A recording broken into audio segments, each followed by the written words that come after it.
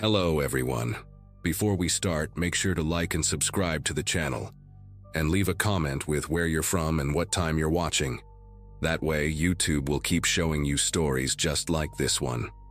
Now, let's begin. Nobody wants to hear about what happened in Garrison County anymore, but someone needs to know the truth before everyone involved either dies or convinces themselves it never happened.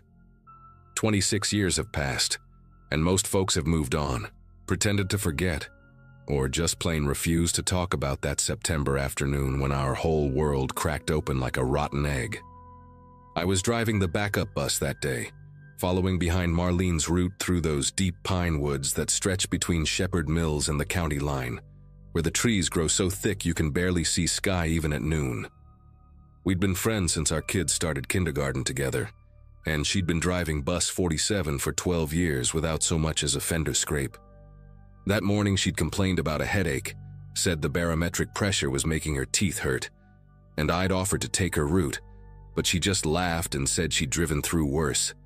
When that storm rolled in around 2:30, it came fast and mean, like something angry had been building up pressure all day and finally decided to let loose. The radio started crackling with weather warnings, telling us to find immediate shelter, and I pulled into the parking lot of an old gas station to wait it out while the rain hammered my windshield so hard I thought it might crack. I tried reaching Marlene on the radio, and at first all I got was static, that thick electric sound that makes your fillings ache, but then her voice came through clear as day. She sounded calm, almost cheerful, saying she'd found an old church about a mile off Highway 94 where they could wait out the storm. Said the kids were fine, maybe a little scared but singing songs to pass the time. I knew that stretch of road like my own reflection, had driven it hundreds of times, and there wasn't any church there. Hadn't been anything there except pine trees and deer trails since before my grandfather's time. I tried telling her she must be confused about the location, maybe meant the Methodist church over on Farm Road 223, but she insisted she knew exactly where she was, even described the place in detail. White clapboard siding with forest green shutters, she said. A bell tower with a copper weather vane shaped like a rooster, and the sweetest elderly couple who'd opened the doors for them when the lightning started getting close. She said they were passing out sugar cookies and apple juice to the kids, had towels ready for them to dry off, and the woman was showing the girls how to make paper dolls from old hymnals while the boys played checkers with the husband. The way she described it sounded so normal, so perfectly ordinary, that for a moment I doubted my own memory of that empty stretch of road. By the time the storm passed, maybe 45 minutes later, the afternoon sun came out like nothing had happened, steam rising off the asphalt in ghostly wisps that made everything look like a dream. I drove straight to Highway 94, searching for any turnoff that might lead to a church, checking every dirt road and logging trail between mile marker 31 and the bridge over Cypress Creek. There was nothing there but the same dense forest there'd always been, the pine needles still dripping from the rain, and not a single tire track in the mud except my own. I radioed dispatch, told them we might have a situation, that Marlene wasn't where she said she'd be, and within 20 minutes we had 3 sheriff's deputies and half the volunteer fire department combing those back roads. We searched until the sun started sinking behind the trees, painting everything the color of rust, and that's when Deputy Holland's voice came over the radio, shaky and strange, saying they'd found the bus. It was parked on an old logging road 15 miles from where Marlene said they'd stopped, so deep in the woods that the search helicopter almost missed it even with all the lights on. The bus was just sitting there, engine off, emergency door hanging open like a broken jaw, perfectly aligned between 2 rows of loblolly pines, as if someone had carefully threaded it through the trees. Holland said Marlene was in the driver's seat, eyes wide open but not seeing anything, not responding to anyone, her hands still gripping the wheel so tight they had to pry her fingers loose one by one. The kids who were still on the bus, 8 of them, were sitting in their assigned seats like nothing was wrong, humming the same tune in perfect unison, some old hymn nobody could quite place. They stopped the moment the deputies stepped aboard, turned their heads in sync like they were all connected by the same string, and smiled these identical little smiles that Holland said made his chest feel too tight. The thing that made everyone stop talking, stop breathing almost, was when they did the head count and came up 3 short. Kevin Hartley, age 7, blonde kid with a gap between his front teeth who loved dinosaurs and always sat in seat number 4. Melissa Crawford, 9 years old, wore thick glasses and carried a purple backpack covered in butterfly stickers. And Anthony Vega, 8, the kid who'd won the district spelling bee just the week before and never went anywhere without his lucky baseball cap.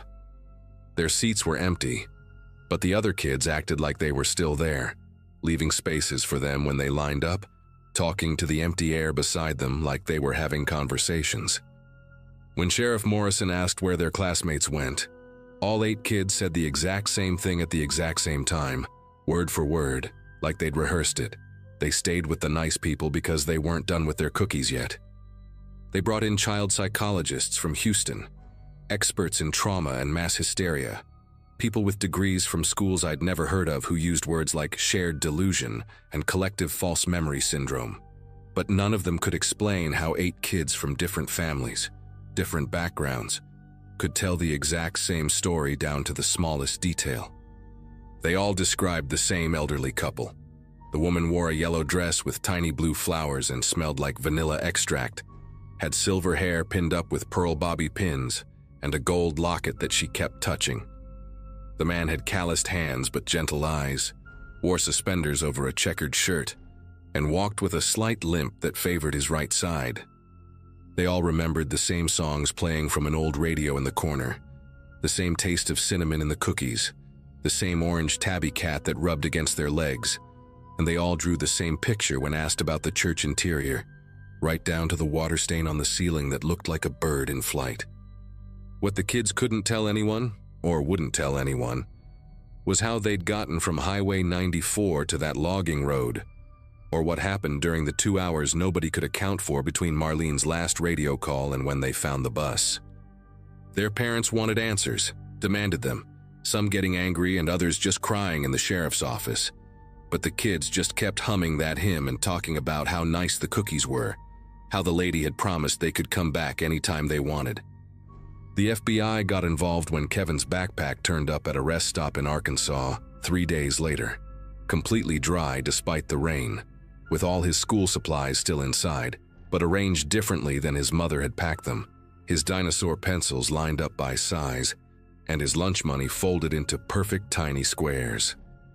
Melissa's purple backpack appeared a week later in a thrift store donation bin in Oklahoma, turned in by an employee who noticed it still had her name written on the tag in her mother's handwriting. Inside, they found her homework, completed but in handwriting that looked like hers, yet somehow different, neater, more controlled, with answers to math problems they hadn't covered yet in class. Anthony's bag was the last to surface, discovered by hikers in a Louisiana state park, hanging from a tree branch 20 feet off the ground, with no explanation for how it got there. His spelling bee trophy was inside, polished to a shine it had never had before, along with a note in his careful printing that just said, "Thank you for the cookies," over and over again, filling 3 pages front and back. Marlene never spoke again, not one word, though the doctors said there was nothing physically wrong with her vocal cords or her brain. She'd sit in her room at the county psychiatric facility, moving her lips like she was having conversations with someone, gesturing with her hands and sometimes laughing at jokes nobody else could hear. Her husband brought her home after 6 months, said he'd rather have her there even if she couldn't talk, and she lived another 4 years before her heart gave out one night, peaceful in her sleep. The night she died, her husband said she'd been more animated than usual, kept pointing at the corner of the room and smiling, mouthing words he couldn't understand. And just before midnight, she spoke her first and last words since that September day, clear as spring water. "They're here for me now." The 8 kids who came back seemed fine at first, went back to school, played with their friends, did their homework, but their parents noticed things that made them call each other late at night, whispering their fears like sharing them might make them less real. All 8 kids would stop what they were doing at the exact same time each day, 2:47 in the afternoon, and stare off into space for exactly 3 minutes, lips moving silently. They'd wake up at night and stand at their windows, waving at something in the darkness, and when asked who they were waving at, they'd just say, "The nice people," and go back to bed. One by one, the families moved away from Garrison County over the next few years, scattered across the country like seeds on the wind, trying to escape whatever had touched their children that day. But I kept in touch with some of them, and they all told me the same thing. No matter where they moved, their kids still stopped at 2:47, still waved at empty darkness, still hummed that hymn nobody could identify. Kevin, Melissa, and Anthony were never found, though people claimed to see them over the years in different places, always the same age as when they disappeared, always walking hand in hand with an elderly couple who matched the description the other kids had given. A truck driver swore he saw them at a rest stop in Nevada, said the kids looked happy and well-fed, but something about their eyes wasn't right, like they were looking through him instead of at him. A waitress in Montana called the hotline after serving breakfast to a group that fit their description, said the children were polite, but never spoke, just pointed at what they wanted on the menu, and the elderly couple paid with bills from 1957 that looked brand new. The sighting stopped after a few years, but every September when that first cool front pushes through and the storms start building, I drive out to that stretch of Highway 94 and park where Marlene said she'd found the church, and I wait, and I watch, and I listen. Because sometimes, just sometimes, when the thunder rolls just right through those pines, I swear I can hear children singing.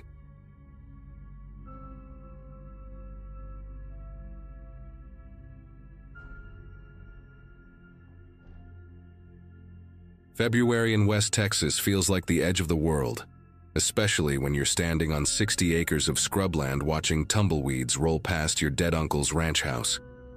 I just turned 34 that winter, burned out from a decade of coding in Austin, watching my marriage fall apart over 70-hour work weeks and promises I never kept. When Uncle Frank's lawyer called about the inheritance, it felt like the universe throwing me a lifeline. A remote ranch outside Marfa where I could code in peace, no traffic, no office politics, just wide open spaces and the kind of quiet that makes you hear your own heartbeat. Frank had lived out there alone for 20 years after retiring from the oil business, and though we weren't close, he'd always sent birthday cards with crisp $100 bills inside, signed in his shaky handwriting. Wallace showed up my second day there, driving a rust-covered Ford that looked older than me, wearing overalls that had seen better decades. He lived on the next property over, he said, about 5 miles down the dirt road that connected our ranches to the main highway. Tall and lean with sun-damaged skin and pale blue eyes, he had this way of standing too still when he talked, like a scarecrow that had learned to speak. He helped me figure out the well pump that first week, showed me how to work the generator when the power went out, even brought over a casserole his wife had made, though I never saw any wife. Said he'd been friends with Frank for 15 years, checked on him regular-like, especially toward the end when Frank's health started failing. I was grateful for the help, honestly, trying to juggle my remote software job while learning how to manage a property that seemed determined to fall apart. About 3 weeks in, I was cleaning out the barn when I found them. 4 trail cameras, the expensive kind hunters use, tucked behind old paint cans and rusty tools on a shelf. The batteries were dead, but the memory cards were still inside. I figured Frank had used them to watch for coyotes, or maybe catch whoever had been stealing gas from the tank near the road. I brought them inside that evening, popped the SD cards into my laptop while waiting for code to compile. The first camera had normal stuff, deer wandering through, a family of javelinas, the occasional roadrunner. But the second camera made me set down my coffee mug and lean closer to the screen. The timestamp showed 3 years ago. The camera positioned inside the house pointed at a hallway. There was Wallace, clear as day, walking down Frank's hallway at 2 in the morning, moving with the confidence of someone who knew exactly where they were going. My first thought was maybe Frank had given him a key for emergencies. Made sense for an elderly man living alone. But then I clicked through more footage. Wallace appeared week after week, always between midnight and 4 a.m., always moving through the house with that same casual familiarity.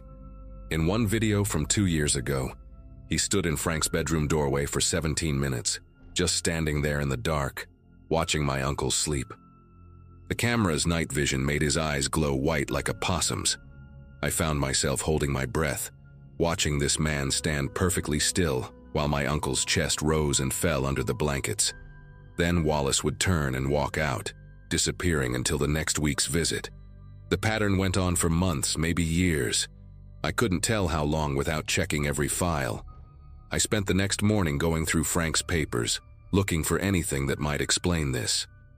Found his death certificate in a manila folder, listed natural causes, heart failure in his sleep last November. But in the same box, I found receipts from a veterinary clinic in Alpine. Frank had 3 dogs over the past 2 years, according to the records. Buster, a German shepherd who died of poisoning in January of last year. Then Duke, a lab mix, poisoned in May. Finally Ranger, another shepherd, poisoned just 6 weeks before Frank died. Each vet report used the same words: antifreeze poisoning, likely accidental ingestion. But 3 dogs in less than 2 years? And every time, Wallace had been the one to find them, according to the notes, always calling Frank to break the news, always offering to help bury them out by the mesquite grove. The last dog died right around the time Frank's health took a sharp downturn, according to dates on his medical papers. That afternoon, I changed every lock on the property. Spent $300 at the hardware store in town. Came back with new deadbolts, chain locks, even steel bars for the sliding doors. Wallace pulled up while I was installing the 3rd deadbolt on the back door, got out of his truck with that same measured walk. Asked what I was doing. Said Frank never locked anything. Said it was the beauty of living out here, the trust between neighbors. I told him I was from the city, old habits, you understand. He stood there for a long moment, those pale eyes moving from the new lock to my face and back again. Then he smiled, showing teeth the color of old ivory, and said he understood completely. City folk need time to adjust. Before he left, he mentioned he still had some of Frank's tools in his shed. Said he'd bring them by tomorrow. I told him I'd come get them myself when I had time. 2 nights later, I woke up to the sound of metal scraping against metal. The new locks held, but I could hear someone trying each door, methodically, patiently. Front door, then kitchen, then the sliding door on the porch. I grabbed my phone to call 911, but out here the only spot that got any signal was a patch near the garden fence and barely one bar even there. The nearest sheriff's office was 45 minutes away in good conditions, probably an hour at night. I sat in the dark living room with Frank's old shotgun across my lap, listening to footsteps circle the house until dawn. When the sun came up, I found fresh boot prints in the dirt under every window, and the new lock on the barn had scratches around the keyhole. Someone had tried to pick it but gave up. The barn had always given me an odd feeling anyway, something about the way it sat too low on its foundation, like it was hiding something underneath. I decided to search the barn properly that morning. Every corner, every old feed bin and storage area. Behind a false wall made of rotting plywood, I found a trap door with a padlock that my new keys didn't fit. Used a crowbar to break it open, and the smell that came up made me gag. Mothballs and mildew and something else, something organic and wrong. The ladder down was sturdy, newer than anything else in the barn. At the bottom was a storm cellar I never knew existed. Concrete walls lined with plastic sheeting. There was a camping cot with blankets that looked recently washed, canned goods with dates from this year, jugs of water, a chemical toilet. Someone had been living down here and recently. On a card table in the corner sat 3 photo albums and a stack of spiral notebooks. My stomach turned to ice when I opened the first album. Every page was filled with pictures of Frank, hundreds of them taken from outside windows, through doorways, from behind trees. Frank eating breakfast, Frank watching TV, Frank sleeping in his chair on the porch. The notebooks were worse, page after page of Wallace's cramped handwriting, dating back years. Detailed logs of Frank's daily routines, what time he woke up, what he ate, when he went to town, who he talked to on the phone. Then the tone shifted about 2 years ago. Wallace started writing about how Frank had promised him the ranch, how they'd made a deal years before, how Frank was going to leave it all to him since he had no family who cared. Except that was a lie, because I existed, and Frank knew it. The entries got darker, more frantic. Wallace wrote about the dogs being obstacles, about how they barked too much, alerted Frank to his nighttime visits. He described mixing antifreeze into meat scraps, leaving them where only the dogs would find them. The final entries, from just before Frank died, were the worst. Wallace wrote about patience, about waiting, about how old men die in their sleep all the time, especially when they're already sick, especially when they take heart medication that can be so dangerous if the dose is wrong. I grabbed the notebooks and albums, my legs shaking as I climbed back up the ladder. Needed to get to town, to the sheriff, show them everything. But when I emerged from the barn, Wallace's truck was parked behind my car, blocking me in. He was leaning against the driver's side door, arms crossed, that scarecrow stillness back in his posture. He didn't say anything at first, just watched me standing there with his journals clutched in my arms. Then he sighed, long and disappointed, like I was a student who'd failed an easy test. Said he'd hoped I'd be smarter than Frank. Said Frank never should have put those cameras up, never should have gotten suspicious. His hand moved to his pocket, and I saw the outline of something heavy there. He told me we needed to talk about the future of the ranch, about what Frank really wanted, about how things were going to be. I ran, dropped everything and sprinted toward the house, hearing his boots pounding the dirt behind me. Made it inside, slammed the door, threw the deadbolt just as his body hit the wood. While he pounded on the door, I grabbed my laptop, my car keys, and Frank's shotgun, then climbed out the bedroom window on the opposite side of the house, circled around through the mesquite trees, staying low, thorns tearing at my clothes. Wallace was still at the front door when I reached his truck. The keys were in the ignition, just like you'd expect from someone who thought they owned the place already. I threw my stuff in and started it up. Saw him running toward me in the rearview mirror as I floored it down the dirt road. Drove straight to the sheriff's office in Presidio, handed over everything, the camera footage on my laptop, photos of the cellar I'd taken with my phone. They arrested Wallace that afternoon at his property, found more evidence in his actual house, including Frank's missing will that left everything to me, not him. Wallace got 25 to life for murder, though they could only definitively prove what he'd done to Frank, not what he might have been planning for me. I sold the ranch 6 months later to a young couple from Houston who wanted to raise goats. Never told them about the cellar under the barn, figured they'd either find it or they wouldn't. Sometimes I dream about those 17 minutes of footage, Wallace standing in Frank's doorway, perfectly still in that green night vision glow, just watching and waiting. I work from my apartment in Dallas now, triple-check my locks every night, and always keep my phone charged. People ask me sometimes why I didn't stay on the ranch, why I gave up all that space and freedom. I tell them the truth, or at least part of it. Some inheritances come with more than you bargained for, and some neighbors are a lot closer than 5 miles away.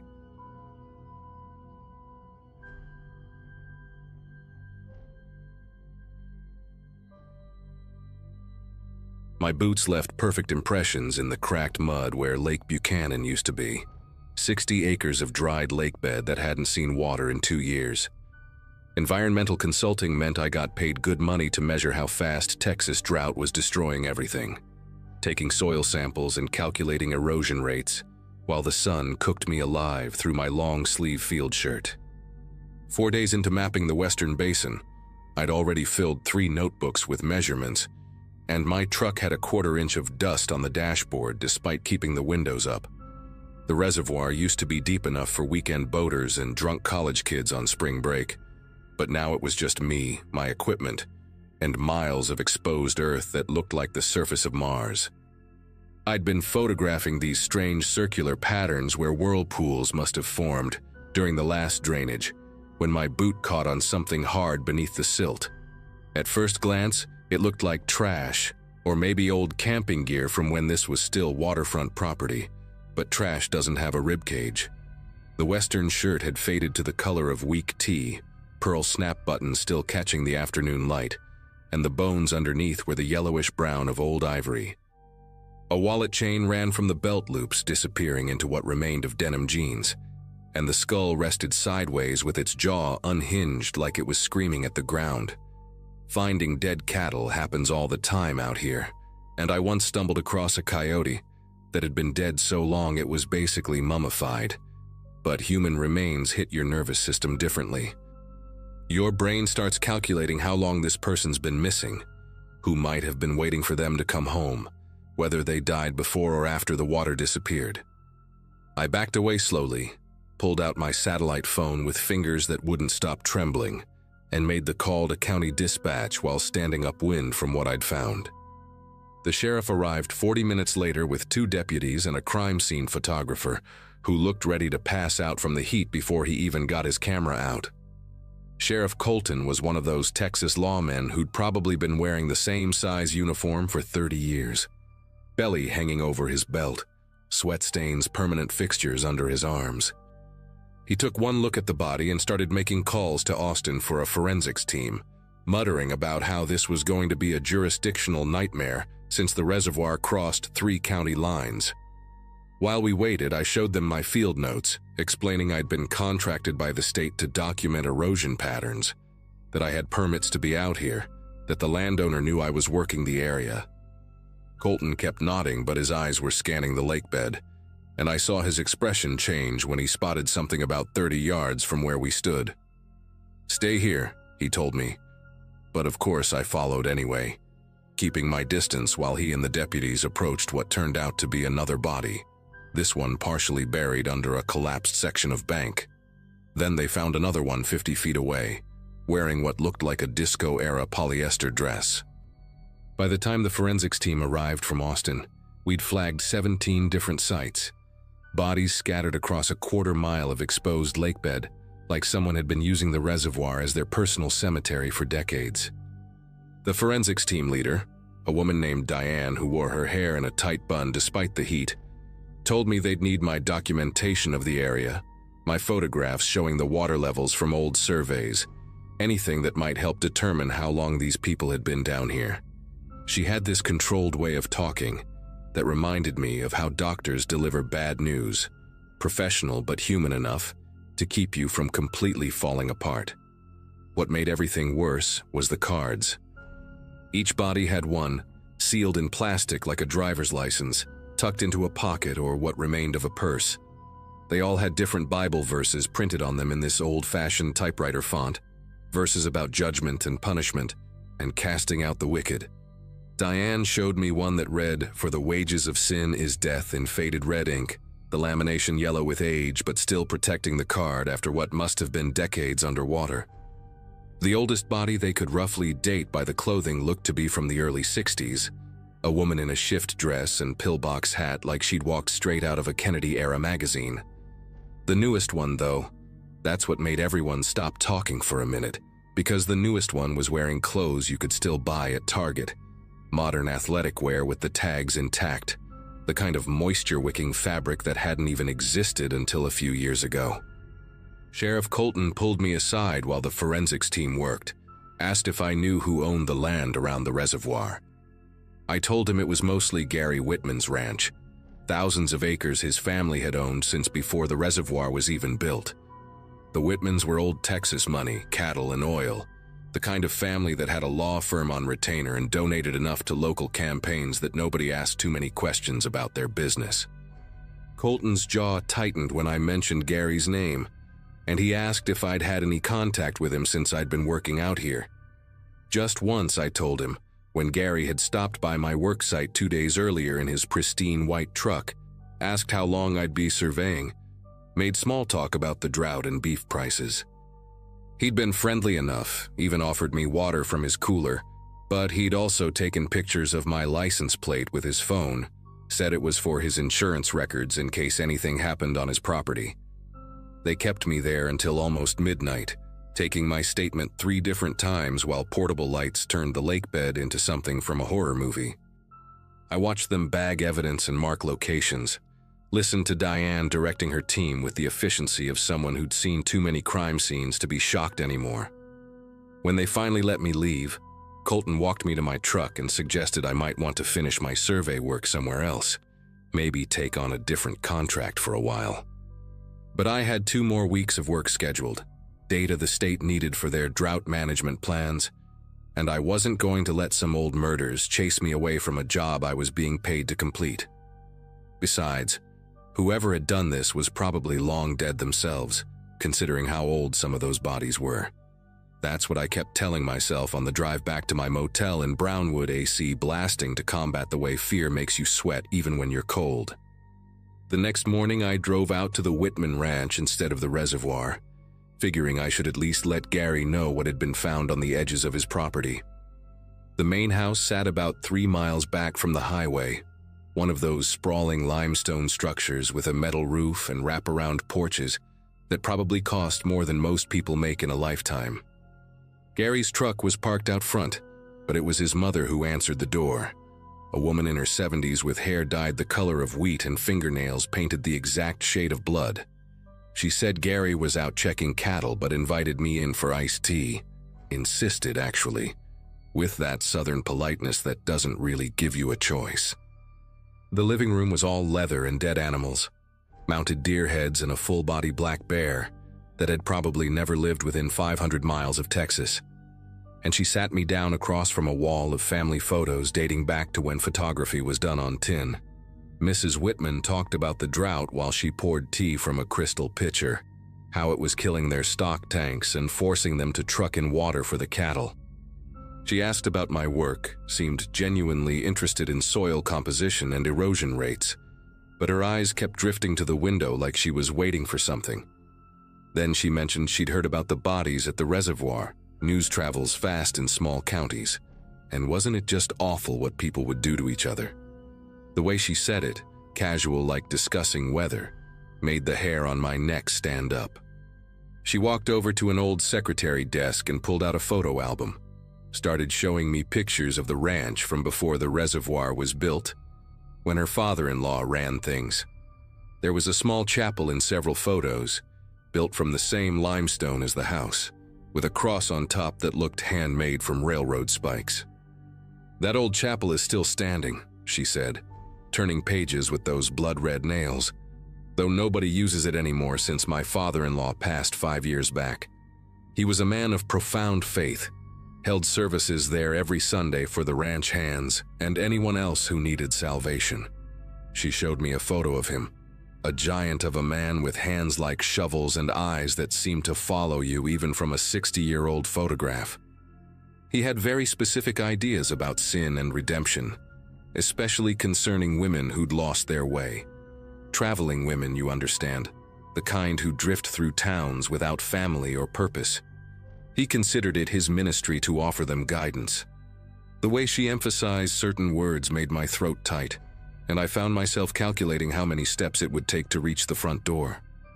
I made an excuse about needing to get back to work, but she insisted on showing me one more thing, walking me through the kitchen to a back room that served as an office. The walls were covered with framed documents, land deeds, and cattle certificates, but what she wanted me to see was on the desk, a stack of old journals bound in cracked leather. My father-in-law kept meticulous records of everything, she said, running her fingers along the spines. Every soul he tried to save, every sermon he preached, every judgment he felt called to make. Gary thinks we should burn them, says they're morbid, but I believe in preserving family history, even the parts that make us uncomfortable. She opened one of the journals to a page covered in tight handwriting, lists of women's names with dates beside them and Bible verses written in red ink.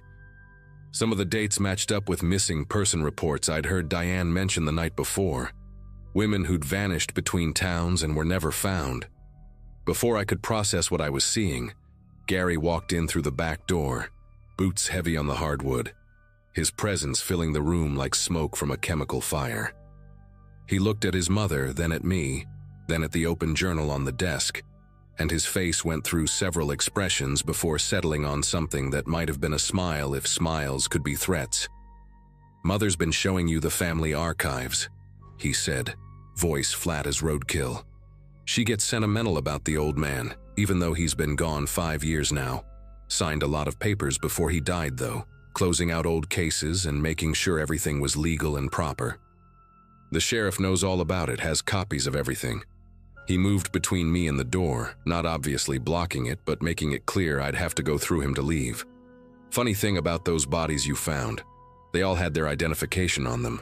Made it real easy for the authorities to close their missing person cases. My father was always thorough like that, liked to make sure families had closure even if they never knew it. I told them I had equipment to collect from my work site, back toward the kitchen door while keeping my eyes on Gary. His mother watched with an expression like she was watching a play she'd seen before, knowing how it would end. Gary let me leave but followed me out to my truck, stood there while I fumbled with my keys, and said real quiet that he'd appreciate it if I could finish my survey work quickly, maybe find what I needed from aerial photographs instead of spending so much time on the ground. The threat was clear as broken glass, and I nodded like we just discussed the weather. But when I got back to the reservoir that afternoon to collect my gear, I found something that changed everything. A fresh laminated card tucked under my windshield wiper with my full name typed on it, and a verse from Proverbs about the strange woman whose house is the way to hell. The laminating was still warm from the machine, and when I looked around, I could see fresh tire tracks from Gary's white truck leading back toward the ranch. I drove straight to Austin that afternoon. Didn't even stop at my motel to pack. Just got on the highway with that card on the passenger seat, like evidence of my own future murder. Called my company from the road. Told them I was sick, food poisoning. Needed someone else to finish the reservoir survey. They weren't happy but agreed to send another consultant, some guy named Roger who'd probably never find anything wrong because he wouldn't be looking for it. I stayed with my sister in Houston for 3 weeks, checking news sites every day for updates about the reservoir bodies. But the stories just stopped coming after the initial reports. Sheriff Colton retired suddenly, something about a heart condition, and the new sheriff announced the cases were being classified as cold cases pending further evidence. The FBI never got involved despite bodies crossing state lines, and Diane from the forensics team transferred to a position in Maine 2 months later. Gary Whitman still runs his ranch, still drives that white truck, and according to Google Earth, that limestone chapel is still standing on his property, surrounded by fresh tire tracks that show up in every satellite image no matter when they're taken. I never went back to environmental consulting, got a desk job with the state reviewing other people's field reports, and I still check missing person databases sometimes, looking for women who disappeared near small Texas towns, wondering if the drought will reveal more of them when the next reservoir runs dry.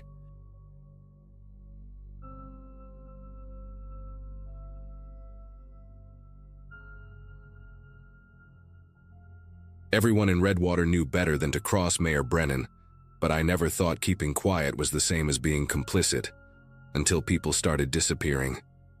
I ran the only hardware store in town, been there since my dad passed it down to me 15 years ago, right around when my son Brett was born, and I figured a small town in West Texas would be the perfect place to raise a family. Population barely pushed 800 on a good day, the kind of place where everybody knew your business before you did, where the Friday night football game was the social event of the week, and where the mayor had been running unopposed since before I graduated high school. Mayor Brennan wasn't just influential, he was Redwater, had his fingers in everything from the water board to the school district, and folks either loved him or learned to keep their opinions to themselves. It started with old Bill Hawkins back in March, though nobody connected the dots at first. Bill had gotten up at the monthly town meeting, red-faced and shaking his finger, demanding to know why his property taxes had doubled when half the streetlights on his block didn't even work. Mayor Brennan had given him that practiced smile, the one that never quite reached his eyes, and promised to look into it personally. 2 weeks later, Bill's truck was found abandoned on Route 67, keys still in the ignition, wallet on the dashboard, and Bill was just gone. Sheriff Coleman called it a medical episode, Said Bill probably wandered into the desert confused, maybe early dementia, even though Bill was sharp as a tack and could still beat anyone at chess down at Murphy's Diner. Then there was Maria Gonzalez in April, the woman who ran the bakery on Main Street, and made the mistake of questioning why the mayor's construction company got the contract for the new school renovation without any competitive bidding. She was passionate about it too, brought spreadsheets and everything, showed how the town could save almost $200,000 going with an outfit from Midland. Mayor Brennan had thanked her for her diligence, said the council would review her findings carefully, and even complimented her on the cookies she'd brought to the meeting. 3 weeks after that meeting, Maria's sister came in my store crying, said Maria had left a note about needing to take care of a sick relative in Mexico, except Maria didn't have any relatives in Mexico. Her whole family had been in Texas for 4 generations. By June, when Carl Hendricks stood up to complain about the suspicious rezoning of farmland that just happened to border the mayor's ranch, I started paying attention to the pattern. Carl was a big man, worked oil rigs half his life before settling down to farm, not the type to just up and leave.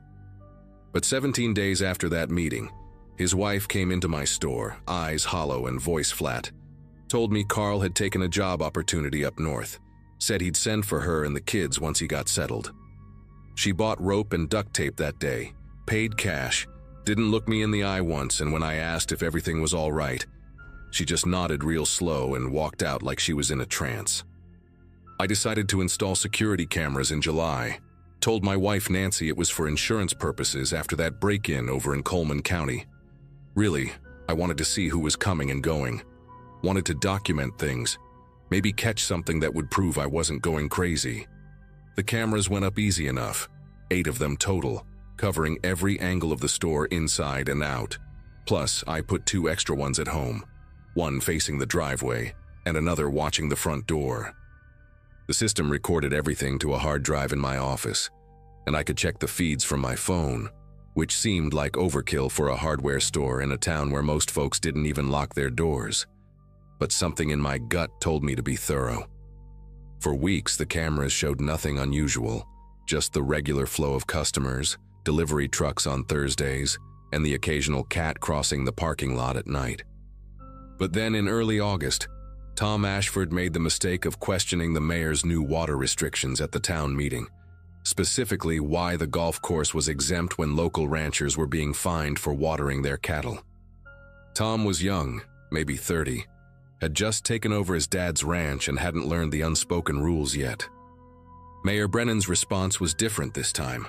No smile, just a long stare and a comment about how difficult ranching could be for inexperienced hands, how accidents happened all the time, equipment failed, cattle got sick, banks called in loans. I started checking my cameras obsessively after that meeting, especially at night, and on the 19th day after Tom's confrontation, at exactly 3:47 a.m., I saw them. 3 unmarked white vans, no plates, no company logos, just white metal and tinted windows creeping down Oak Street where Tom lived. I sat there in my boxers staring at my phone screen, watching these vans stop in front of Tom's house.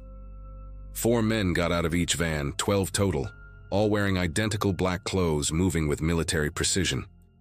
They didn't break down the door, didn't smash windows, they just stood there for a moment, and then Tom's front door opened like they had a key, like someone had let them in, and they walked inside calm as could be. 23 minutes later they came back out, Tom walking between them with this blank expression, not fighting, not struggling, just walking like he was sleepwalking. His wife followed behind, carrying their baby, same empty look on her face, and they all got into the middle van.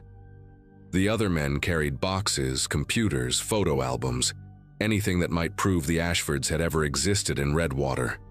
I grabbed my laptop, tried to save the footage to multiple drives, uploaded it to 3 different cloud services, even emailed it to myself. But when I went to check the files the next morning, they were all corrupted, just static and digital noise, except for the original on my store's hard drive. I drove to my store at 5 that morning, didn't even shower, just threw on yesterday's clothes and drove with the windows down to keep myself alert. The moment I walked through the back entrance, I knew someone had been there. Nothing was stolen, nothing was broken, but things were wrong in small ways that only I would notice. The stack of paint cans I'd arranged by color was now arranged by size. The key to the storage room was on a different hook, and my office door, which I always left exactly half open, was now wide open. My computer was still on, showing the camera feeds, but when I checked the recordings from the night, there was a gap, 43 minutes missing between 2:15 and 2:58 a.m., right before the vans would have passed by my store on their way to Tom's house.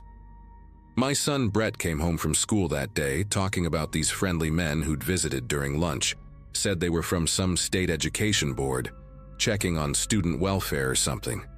They'd pulled him aside, asked him about his home life, his dad's work, whether I ever talked about town politics at dinner, whether I seemed stressed lately. Brett thought it was weird but figured it was just government bureaucracy. Except these men knew details, mentioned the exact model of security camera I'd installed, asked if I'd been having trouble with the storage devices, suggested that sometimes people who get too curious about their neighbor's business could put their families at risk.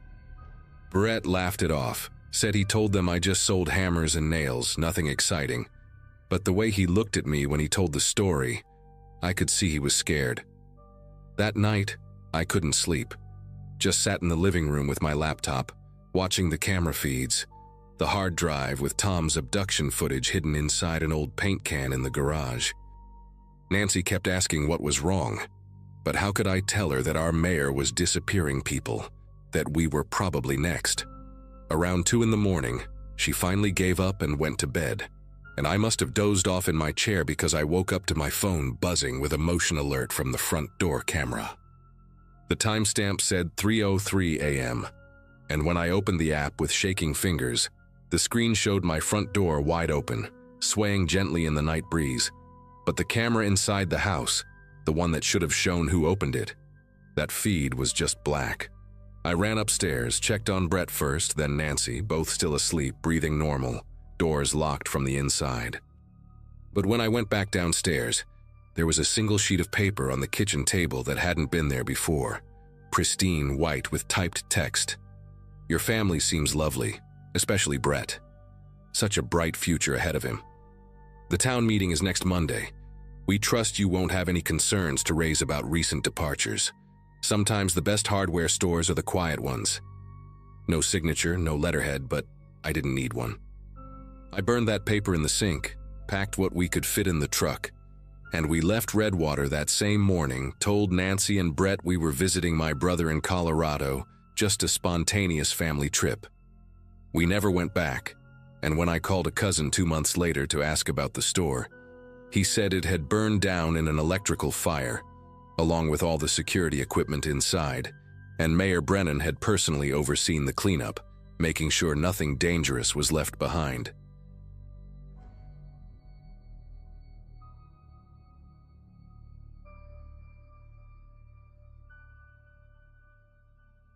Our town still talks about that championship season like it was a miracle, but I know better. I was there for all of it, number 63 on the offensive line. Graduated back in 2015 and watched everything fall apart that summer. We weren't supposed to win a single playoff game that year, let alone take state. The town had maybe 4,000 people, the kind of place where the Dairy Queen closes at 8, and Friday night lights aren't just a saying. They're basically a religion. The boosters ran everything. These older guys who'd played back in the 70s and 80s, still wearing their leather jackets to games like they were still 17. They had money from oil leases and car dealerships, and they treated our team like it was their personal investment portfolio. I didn't understand what that meant until it was way too late. The whole thing started making sense to me during our semifinal game, when I noticed Coach Pruitt pulling Jesse Vaughn aside between every series. Jesse was our starting quarterback, clean-cut kid whose dad happened to be the district attorney. Smart guy too, actually earned his grades unlike some of us who were getting, let's say, a lot of help from certain teachers. I remember watching Jesse's face during those sideline conversations, how he'd nod and look down at his cleats, never making eye contact with Coach. After we won that semifinal 38-7, which should have been impossible against a team that had Division I recruits, I saw Jesse in the locker room sitting alone on the bench. He was still in full pads 20 minutes after everyone else had showered. His hands were gripping his helmet so hard his knuckles were white, and when I asked if he was okay, he just looked at me and said, "We're gonna pay for this." I laughed it off then, thought he was being dramatic about the championship pressure. I wish I'd asked him what he really meant. We won state 2 weeks later in a game that felt wrong from the opening kickoff. The other team's best defensive end got injured in the first quarter, something about his knee just giving out during a routine play. Their cornerback left at halftime with what they called food poisoning. By the fourth quarter, we were up by 40 points and the stadium felt more tense than celebratory. I remember standing on the field during the trophy presentation, confetti falling around us, and noticing how the boosters were all grouped together near the 50-yard line. They weren't cheering or hugging anyone. They were just watching us with these intense expressions, like ranchers counting cattle they'd just bought. One of them, this guy named Vernon who owned half the commercial real estate downtown, caught my eye and gave me this slow nod. It made my stomach turn in a way I couldn't explain. That night at the team party, I overheard two of the boosters talking in the parking lot about final numbers and better than projected. I didn't stick around to hear more. The summer after graduation should have been the best time of our lives. College signing day was coming up in August, and 4 of us had scholarship offers. Jesse had a full ride to a decent Division II school. Then there was Troy Sanderson, our middle linebacker who hit like a freight train, heading to a junior college with promises of bigger things. Curtis Yang, our running back who'd rushed for over 2,000 yards that season, had multiple schools calling him. And Blake Donovan, our tight end, had interest from a Division I program. All 4 of them were going places, getting out of town, making something of themselves. I wasn't one of the lucky ones with offers, so I'd signed up to work at my uncle's machine shop and take classes at the community college. But I was happy for them. Really, I was. Then the accident started happening, and happy became the last thing any of us felt. Troy died first, middle of June on a Wednesday morning. They said his truck rolled on County Road 12, that he must have fallen asleep at the wheel coming back from his girlfriend's place. But Troy never drove tired. He was obsessive about it ever since his cousin died in a wreck when we were sophomores. The sheriff's report said there were no skid marks, no signs he'd tried to brake or swerve.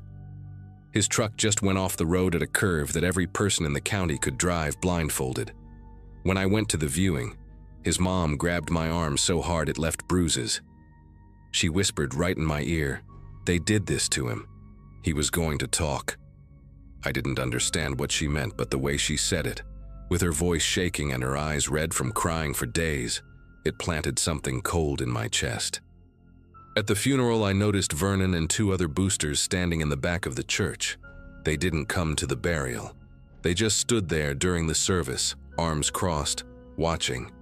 Curtis was next, 3 weeks later in early July, drowning accident at the quarry where we'd all been swimming since we were kids. The weird part was Curtis hated deep water, wouldn't even go to the lake without a life jacket. His parents said he'd gone out there alone, which made 0 sense because Curtis never did anything alone. He was the most social guy on the team, always surrounded by people. The police found his truck in the parking area, and his clothes folded neatly on a rock by the water's edge.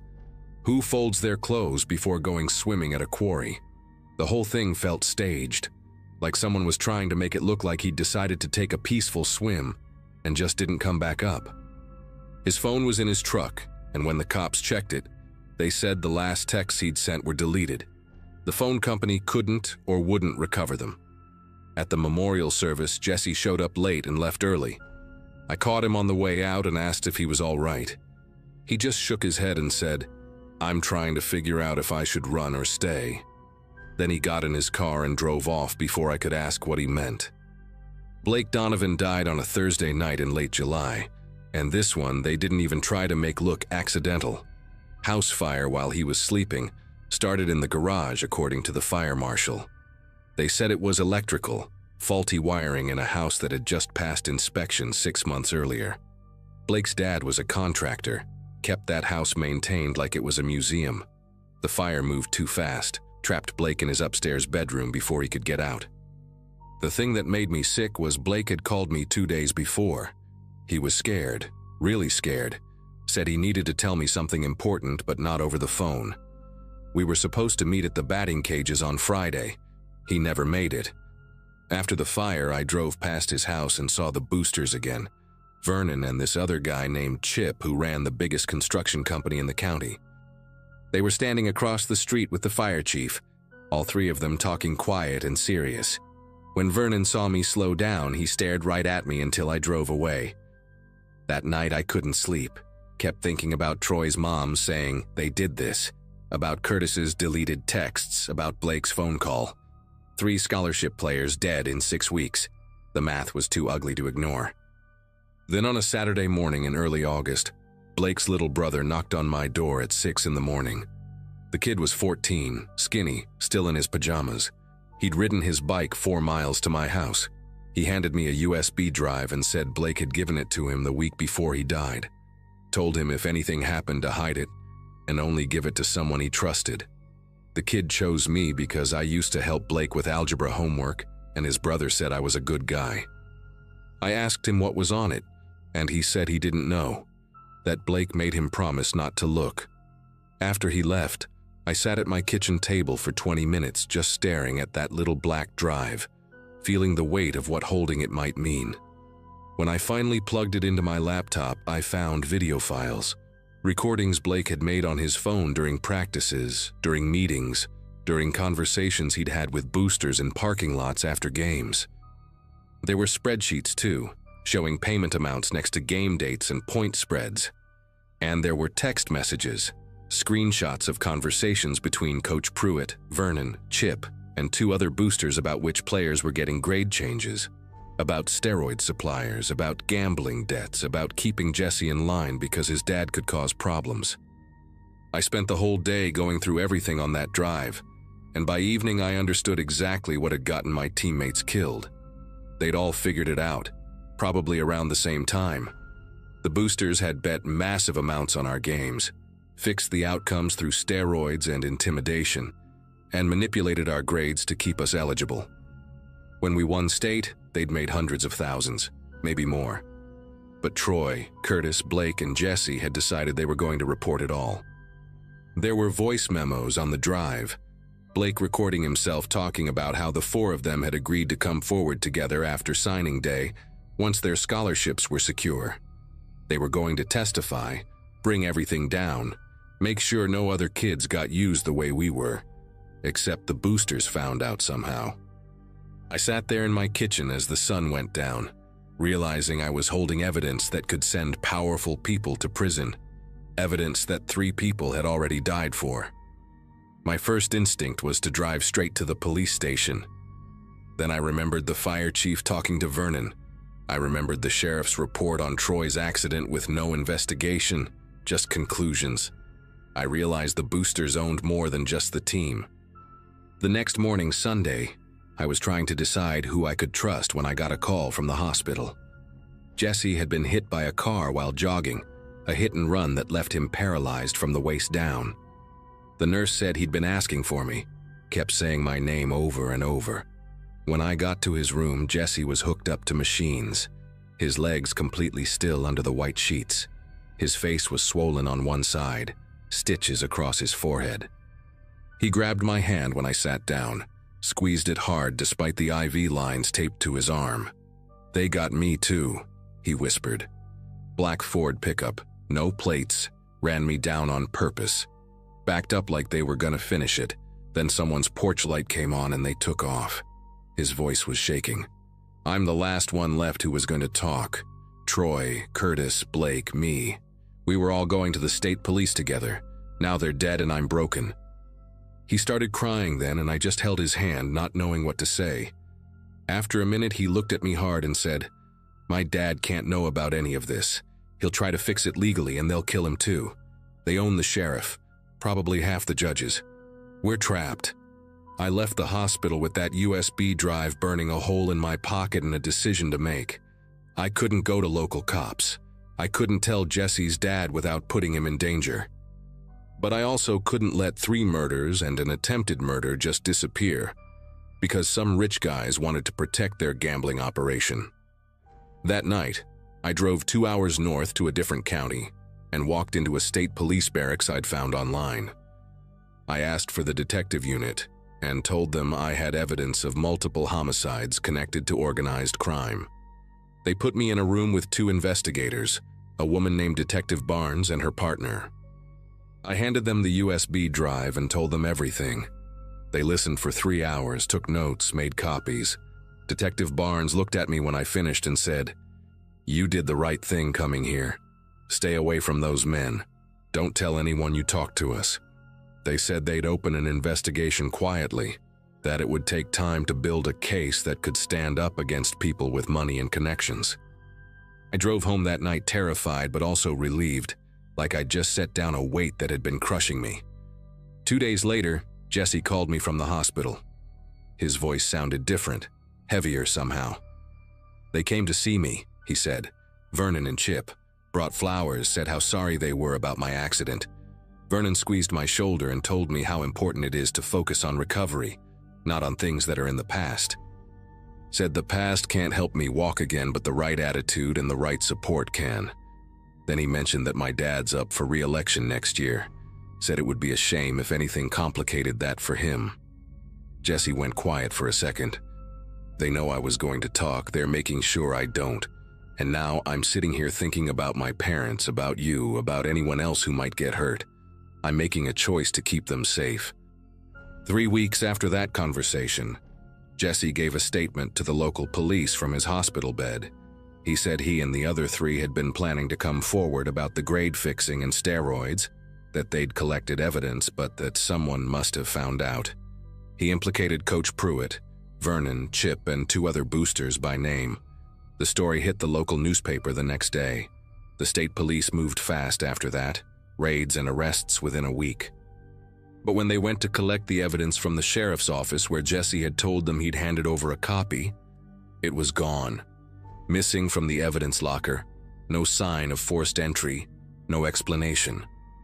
The case fell apart without physical proof. But here's what they didn't know.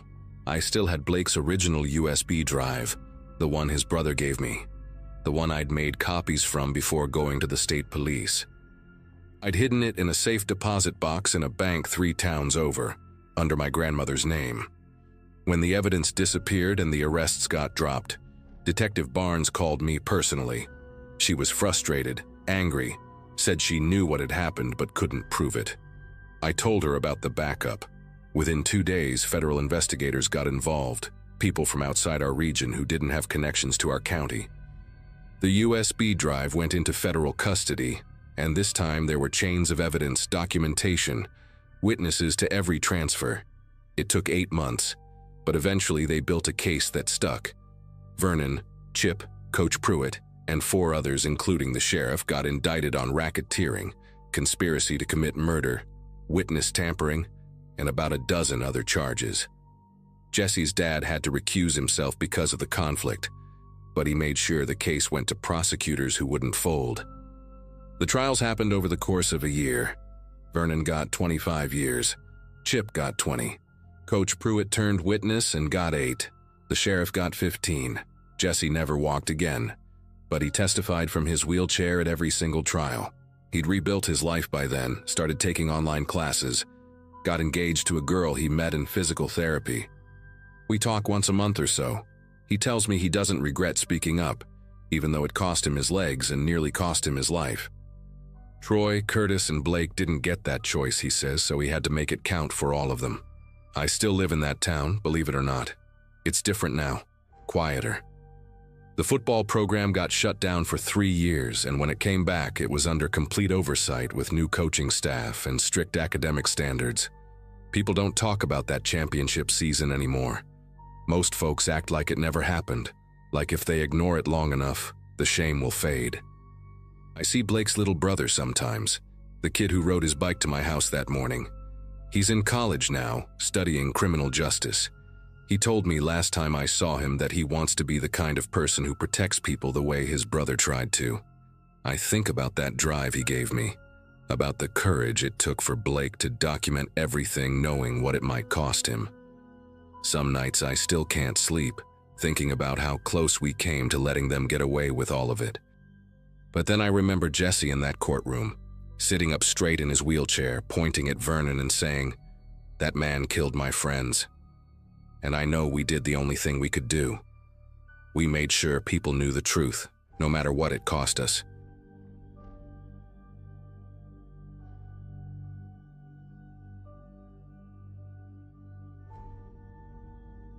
Journalism was supposed to be about truth, about holding power accountable.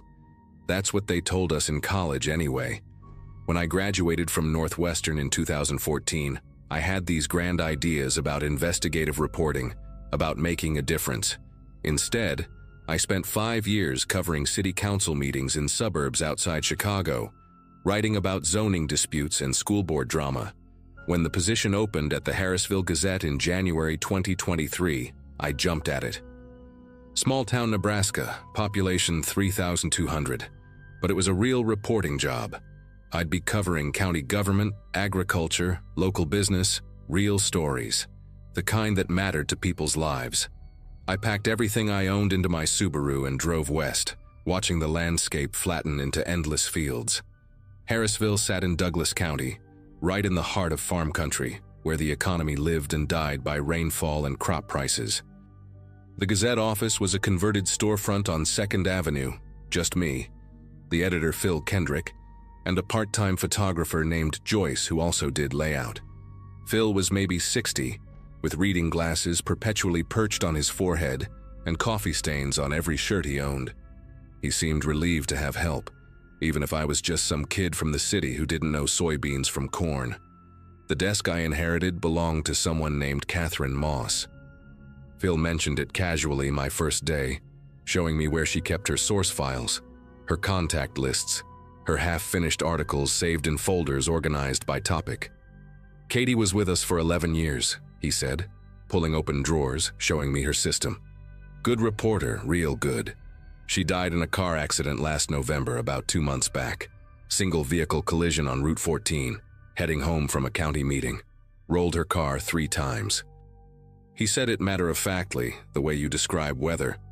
I noticed he didn't quite meet my eyes when he talked about it. The desk still had her things in it. Reporters' notebooks filled with shorthand I couldn't decipher, business cards rubber-banded together, a coffee mug that said, "Journalists do it," in quotes. I felt strange sitting there, using her computer login that Phil had reset for me, like I was inhabiting someone's ghost. The town itself seemed pleasant enough at first. Downtown had that scrubbed, desperate charm of rural places trying not to die. A diner called Rosie's Place, where everyone knew everyone. A farm supply store, a dollar store, 2 churches, a bar called the Grain Elevator that I'd later learn was where the real business of the county happened. People were friendly in that Midwestern way, but there was something underneath it, something tight around the eyes. I figured it was just economic anxiety. The drought had been brutal for 3 straight years. Farms were struggling. That much was obvious from the foreclosure notices I had to typeset for the legal ads section. My first month was uneventful. I covered a county commissioner meeting where they discussed road maintenance budgets. I wrote about the high school basketball team making regionals. I interviewed the owner of the feed store about rising costs. Standard small-town reporting, the kind where you learn who matters by who talks to whom after meetings. The commissioners were typical local politicians, a retired farmer named Eugene Pratt, a woman named Dorothy Chen who ran the hardware store, and the chair, a guy named Warren Gilmore. Gilmore was the one everyone deferred to. Mid-50s, tall. With silver hair he kept perfectly trimmed and expensive boots that didn't match the rest of his outfit. He'd been a county commissioner for almost 15 years, and before that he'd worked in agricultural lending at the bank. People spoke about him with a mix of respect and something else, something I couldn't quite name. During my second meeting, I watched him shut down a farmer who wanted to discuss water allocation with just a smile and a procedural motion. The farmer, this weathered guy with dirt under his fingernails and desperation in his voice, just deflated and left without another word. I started going through Katie's files in early April, mostly out of boredom. Phil had given me a feature assignment about the drought's economic impact, and I figured she might have notes I could use. Her organizational system was meticulous, color-coded folders, cross-referenced sources, timelines written on legal pads. But one folder, shoved in the back of the bottom drawer, wasn't labeled. Inside were printouts of property records, foreclosure notices going back 5 years, handwritten notes with names and dates connected by arrows. At the top of one page, underlined 3 times, Prairie Holdings LLC. Then below it, Silverstone Agricultural Partners. Below that, Meridian Farmstead Group. All shell companies, from what I could tell. And next to each one, in Katie's handwriting, same registered agent. Same address. Why? I pulled out my laptop and started searching. The registered address for all 3 companies was a mailbox place in Lincoln, one of those UPS store locations. The registered agent was a lawyer named Herbert Quinn who specialized in business formation. Nothing illegal about that, technically. Lots of investors use LLCs to buy property. But something about the pattern bothered me. I cross-referenced the properties these companies had purchased with the county GIS maps. 14 farms, all acquired in the last 4 years. All in foreclosure. All in the western part of the county, near where the aquifer ran deepest. The next page in Katie's folder made my stomach turn. She'd written a list of names with dates next to them. Robert Finch, August 2022, suicide. Paul Weaver, January 2023, suicide. Dennis York, October 2022, suicide. 4 names total. All farmers. All had lost their properties to foreclosure. All had taken their own lives within months of losing their land. I knew farm suicides were a real problem, especially during economic downturns. The stress, the debt, the generational shame of losing family land. But 4 in 18 months, all in the same county, all following the same pattern. Katie had circled one name, Robert Finch. Next to it, she'd written, "Wife says water pressure dropped 6 months before foreclosure. Wells on neighboring properties fine." Coincidence? I sat there staring at that note for a long time. Water pressure. In the middle of a drought, in an agricultural area where water meant survival, someone's well pressure mysteriously drops. Then they can't irrigate, crops fail, they default on loans, lose everything, and end up putting a shotgun in their mouth. And somehow these shell companies swoop in and buy the land at auction for cents on the dollar. I knew I should probably take this to Phil, but I wanted to understand it better first. I spent the rest of that week digging through public records, county water rights permits, agricultural loan documents from the bank, property transfers, court records from the foreclosure proceedings. What I found was a masterclass in legal theft. Each time a farm went into financial trouble, Prairie Holdings or one of the other LLCs would suddenly appear as a creditor, holding liens I couldn't trace back to any original loan. These mystery debts would pile up, forcing foreclosures even when the farmers were current on their bank loans. And every single time, Warren Gilmore's name appeared somewhere in the documents, as a witness, as a notary, as the commissioner who approved water permit transfers. Never directly as an owner or buyer, always just adjacent to the transactions. Katie had figured this out. I was sure of it. Her last entry was dated November 8, 2023, 5 days before she died. It just said, "Gilmore. It's all Gilmore. Meeting with source tomorrow, should have proof." But there was no note about who the source was, no indication of what proof she expected to get. And then she was dead on Route 14. Her car wrapped around a utility pole on a clear night, on a straight road she'd driven 1,000 times. The Highway Patrol report called it driver error, possible fatigue. But Katie's notes told a different story, one that ended abruptly and violently. I should have walked away right then. Should have stuffed those files back in the drawer and focused on basketball games and county fairs. Instead, I did what journalists do when they're young and stupid and think truth matters more than self-preservation. I kept digging. I started interviewing the families of the farmers who died. Most wouldn't talk to me. They'd just shake their heads and close the door. or tell me they had nothing to say. But Robert Finch's widow, a woman named Helen who looked 20 years older than she probably was, invited me into her rental house on the edge of town. She'd lost the farm, lost her husband, and ended up in a cramped two-bedroom that smelled like cigarettes and resignation. Nobody cared when I told them about the water, she said, sitting at her kitchen table with shaking hands wrapped around a coffee mug. Robert noticed it first in April of 2022. Water pressure from the well just dropped, like someone had crimped the line. He had the well inspected, had the pump checked, everything tested fine mechanically. But the water barely trickled out, couldn't irrigate properly. Crops suffered. By harvest, we knew we were done. I asked her if any neighbors had similar problems. She laughed, bitter and sharp. That's the thing. Miller's to our east, their well was fine. Johnson's to the west, perfect water pressure. Just us right in the middle, like someone had turned off a valve somewhere underground. She leaned forward, her voice dropping. Warren Gilmore came by about a month after the pressure dropped. Said he'd heard we were having trouble, offered to help us restructure our loans. Real friendly about it. Robert didn't trust him, told him no. 2 weeks later, we got notice that some company we'd never heard of had a lien on our property for agricultural services we never received. By the time we figured out how to fight it, there were 3 more liens, all from different companies, all with the same lawyer representing them. The pattern was suffocating in its precision. After Helen, I managed to track down Dennis York's brother, who told me almost the same story. Water problems, Gilmore offering help, mystery liens appearing like clockwork. I started working on a draft article, trying to connect the dots in a way that was airtight enough to publish.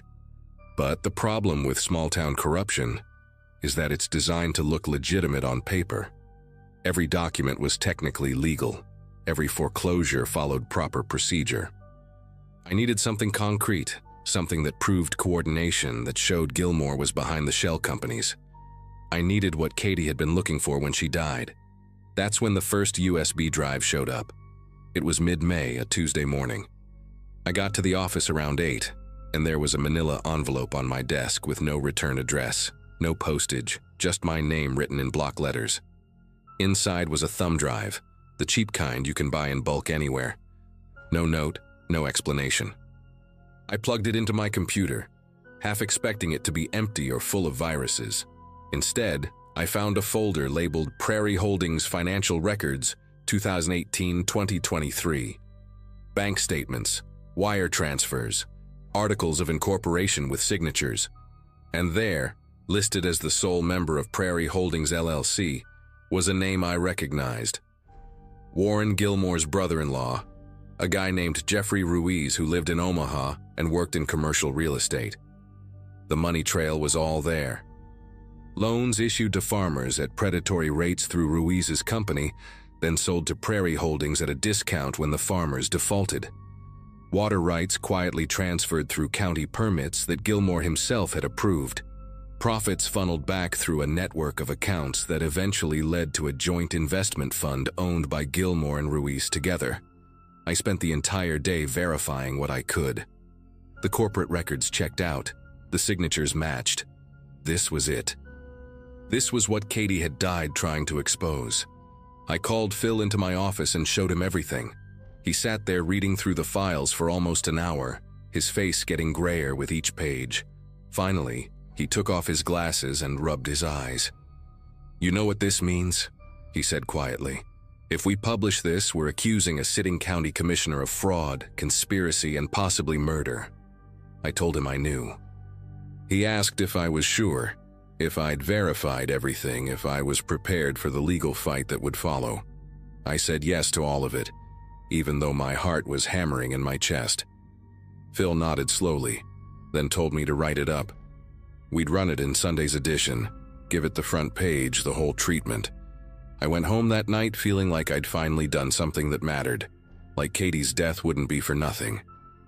I lived about 4 miles outside town, renting a small farmhouse on property owned by an elderly couple who'd moved to a retirement community in Lincoln. It was quiet out there, just me and cornfields and the occasional coyote. When I pulled into the driveway around 9 that night, My headlights swept across the front porch. There was something on the steps. I parked and got out slowly, confused at first about what I was seeing. Then the smell hit me, metallic and thick and wrong. It was a calf, maybe 3 months old, lying on its side on my porch steps with its throat cut so deep the head was nearly severed. Blood had pooled on the wood, dripping down to the dirt below. The animal's eyes were still open, glazed and empty. There was no note, no message, just the dead animal and the clear implication of what would happen if I continued. I stood there in the dark, listening to my own breathing, trying to process what I was looking at. This wasn't random. This wasn't teenagers playing a prank. This was professional. This was a warning delivered by someone who knew how to butcher livestock, who had access to animals, who knew where I lived and what I was working on. I called the sheriff's department.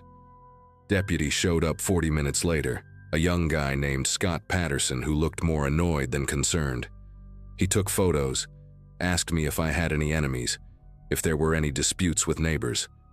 I didn't mention the article. Didn't mention Gilmore or the investigation. Just said I had no idea who would do this.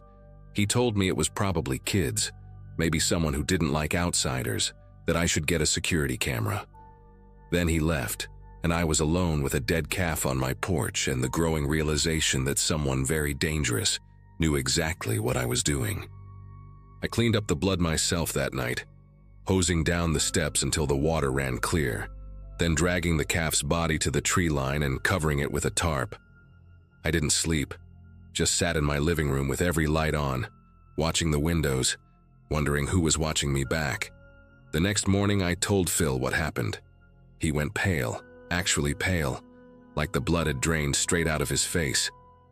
We sat in his office with the door closed while he chain-smoked cigarettes, which he wasn't supposed to do inside, but nobody was going to stop him right then. Katie got a dead dog in her yard, he said finally, his voice barely above a whisper. About a week before she died, German Shepherd throat cut left on her front lawn. She told me about it, said she was going to drop the investigation. Then 5 days later, she's dead on Route 14. The cigarette shook in his hand. I should have told you. Should have warned you when you started going through her files. But I thought maybe it was just coincidence. Maybe she really did just fall asleep at the wheel. He looked at me with something like guilt mixed with fear. We can't run the story. I'm sorry, but we can't. They'll kill you. They killed Katie and they'll kill you too. I understood where he was coming from. I really did. But I also knew that if I stopped now, if I let fear win, then Katie died for nothing and Gilmore would keep destroying families until someone finally stopped him. I told Phil I needed to think about it. I drove home, watching my rearview mirror the entire way, checking for cars that might be following me. The second USB drive was waiting in my mailbox when I arrived. Same manila envelope, same block letters, different thumb drive. This one had emails.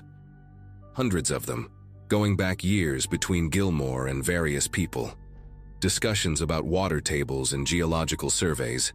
Instructions to a man named Leo Vance, who apparently worked for the county maintenance department, about which wells to service and when. Leo would go out under the guise of routine inspections and somehow sabotage the wells so subtly that it looked like natural decline. Pressure drops, mineral buildup, pump malfunctions that seemed legitimate but were carefully engineered. The emails were damning. They proved intent, proved coordination, proved everything. But they also meant someone inside Gilmore's operation was feeding me information. Someone who wanted him exposed badly enough to risk their own life. That night, another animal appeared. This time it was a dog, some kind of mixed breed, throat cut identically to the calf left at the end of my driveway where I'd have to see it when I left for work. I didn't call the sheriff, didn't bother with photos or reports.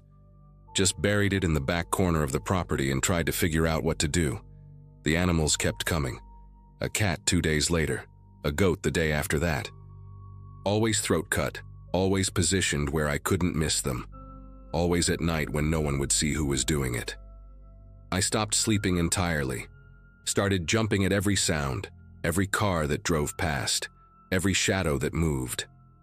I realized this was the point. They weren't going to kill me outright like they probably did to Katie. They were going to terrorize me until I either left town or destroyed the evidence myself. Psychological torture, designed to break me without leaving any connection back to Gilmore.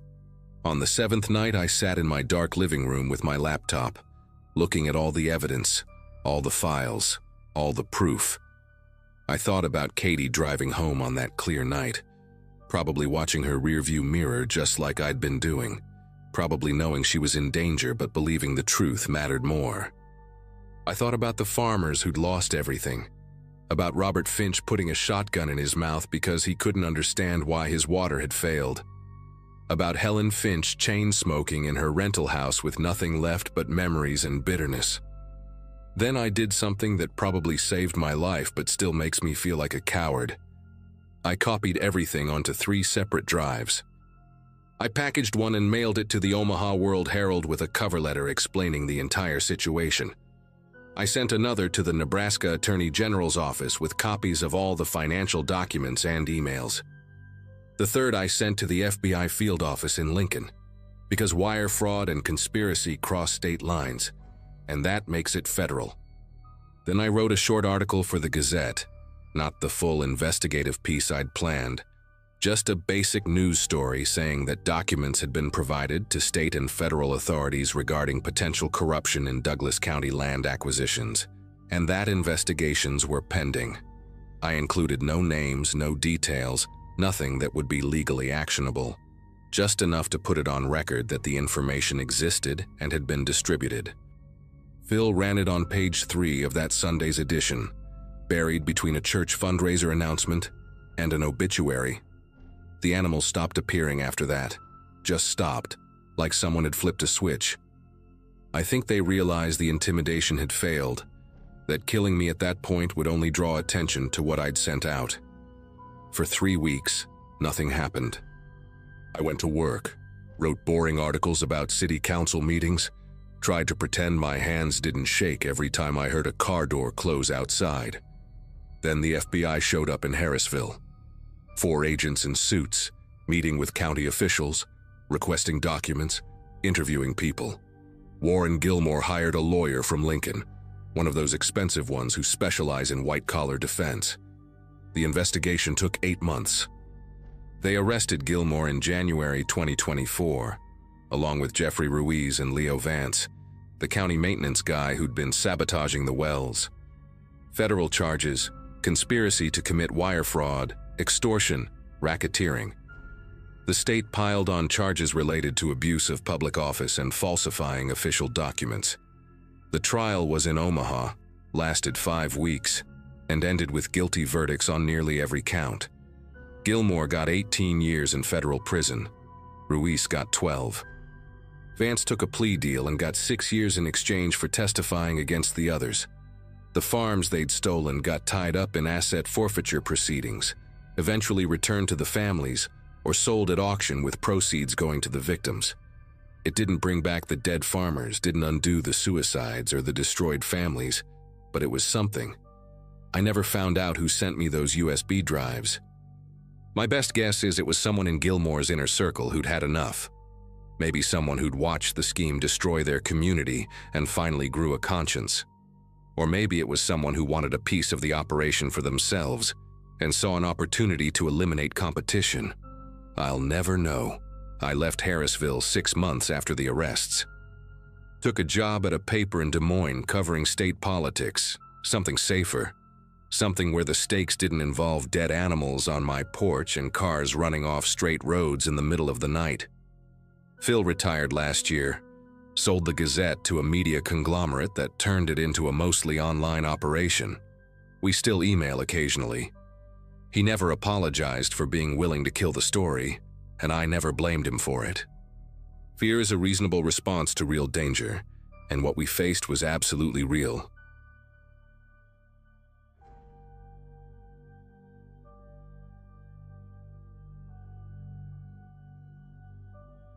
The assignment came at a moment when I felt like I needed distance from people, so the idea of spending half a year in the big thicket sounded almost comforting. I'd built a small reputation photographing rare bird species, nothing glamorous, just enough that magazines trusted me to work alone. That first week in the cabin felt peaceful in a strange, heavy way, like the woods were studying me while I was studying them. The place sat on a narrow clearing surrounded by pine and undergrowth so dense it looked like walls. The elderly couple who rented it to me, Harold and June, lived a mile deeper in the trees, their place resting on an uneven patch of ground with a leaning porch and a wind chime made of mismatched silverware. They told me their son handled all the paperwork but lived in town, though they never clarified where. I didn't think much of it at the time. My days were spent hiking to wetlands and shadowed creeks, trying to catch glimpses of warblers and kites, coming back exhausted but satisfied. The first odd thing I noticed was my tripod. I left it folded by the door every night, and one morning it was propped against the wall near the kitchenette like someone had set it there carefully. I tried brushing it off, telling myself I must have moved it without paying attention, maybe while half asleep. But then a memory card I'd filled 2 days earlier came up blank. All the files were gone. No corruption, no formatting error, just wiped clean. I started keeping the cards in a small tin under my mattress, thinking maybe humidity had messed with them, though deep down I didn't believe that. Every morning I stepped onto the porch and saw footprints in the damp soil. Not boots, bare feet, wide and oddly flat, like someone walked with their toes gripping the earth. They circled the cabin in a loose, drifting path, looping close to my windows before disappearing toward the thicker brush behind the property. To get a better idea of what was happening while I slept, I set up a few motion-activated trail cameras at different angles around the cabin. The first night they didn't capture anything unusual, just a raccoon nosing around my fire pit. But on the second night, one camera caught a man standing between two pines barely visible, almost blending into the shadows. He wasn't facing the cabin exactly, but turning his head slightly like he was listening for something. His posture was stiff, arms hanging in a strange, heavy way. I didn't recognize him from anywhere, and when I zoomed in, the details made my skin crawl in a way I couldn't explain. The face looked slack, but the eyes seemed fixed on something behind the camera. When I showed the image to Harold and June the next morning, they exchanged a look so quick I almost missed it. June kept smoothing the front of her apron, while Harold insisted wildlife cameras often distort shapes and trick the eyes, though I hadn't mentioned the figure's shape or posture. The following nights, the cameras captured the same man again and again. Each time he appeared a little closer to the cabin, standing in different positions, behind the woodpile, near the back corner, beside the rain barrel. He always stood still, facing slightly away, as if pretending not to look at the cabin while clearly inching toward it. The fourth image nearly made me drop my tablet. He was right at the tree line, maybe 20 feet from my porch rail, his clothes wrinkled and smeared with dirt. That was also the first time I recognized him. There was a framed photo in Harold and June's living room of a younger man holding a fishing rod, smiling wide with his eyes squinting against the sun. The man in my photos had that same face, only drained of warmth and years older. Their son. The one they claimed lived in town. The one they mentioned only in short, dismissive comments like they were trying to keep him sealed behind glass. When I walked to their place the next morning, the air felt strangely still, as if the woods were waiting to hear what I would say. Their home always carried a faint smell of cedar and something medicinal, and I remember how June's hands kept fidgeting with the edge of a dish towel while Harold guided me to the small kitchen table. I told them I recognized the man from their photo, that he'd been around my cabin for days. The silence that followed felt heavy enough to crush my breath. June finally spoke, her voice thin and brittle, saying their son Daniel had died 10 years earlier in a hunting accident somewhere beyond the eastern ridge. She shared it like a rehearsed story, one she'd said many times yet hated repeating. Harold nodded along, staring at the wood grain of the table instead of looking at me. The problem was, the Daniel in my trail cam photos didn't look like someone gone a decade. He looked very much alive and very much present. I asked if anyone else could have been in the woods, maybe a relative who resembled him, maybe a neighbor passing through. They both shook their heads insistently. Harold said people didn't wander around this part of the forest without a reason, especially at night. Their certainty made my arms tense, like my body was bracing for something it couldn't yet name. When I asked if I could see a picture of Daniel a little closer, June hesitated, then rose to retrieve the same frame I'd noticed earlier. The moment she set it in front of me, I felt a jolt. Not fear exactly, but the unsettling recognition that the differences between the photo and the man on my camera weren't random aging. His hair in the photo was neatly trimmed. The man outside my cabin had longer, uneven strands that stuck to his temples as though he'd been sweating or running. The shape of his jaw looked a bit sharper now, like he'd lost weight recently. None of it lined up with a decade-old death. I thanked them and left, though their eyes stayed on my back the entire walk down the dirt path. The unease followed me into the afternoon, clinging to each quiet hour. While shooting along a shallow creek bed, I kept replaying everything in my head. The footprints, the wiped memory cards, the tripod moved with such intention it almost felt polite. When I returned to the cabin for lunch, I walked straight into the bathroom to wash my hands and caught something that made my breath hitch. On the counter by the mirror sat a small orange prescription bottle. I hadn't seen it that morning. The label listed a recent fill date and a patient name, Daniel Parson. Not his mother's medication, not a decade-old remnant, current. I slowly lifted the bottle and turned it in my hand, noticing the address matched Harold and June's. It felt like the room shifted around me as I set it back exactly where it had been. A question kept circling my mind. Why would they tell me he was dead if he was clearly still under their roof? That question dug even deeper when I found the rental agreement that night. I kept all my paperwork tucked in a folder under my field laptop. The signature line was filled with neat cursive, June Parson. But the pen pressure was uneven, almost like someone wasn't used to writing in that style. I compared it to the note June had left me on move-in day, a reminder about the spare keys. The handwriting didn't match at all. The rental agreement had a firmer slant, the strokes more deliberate.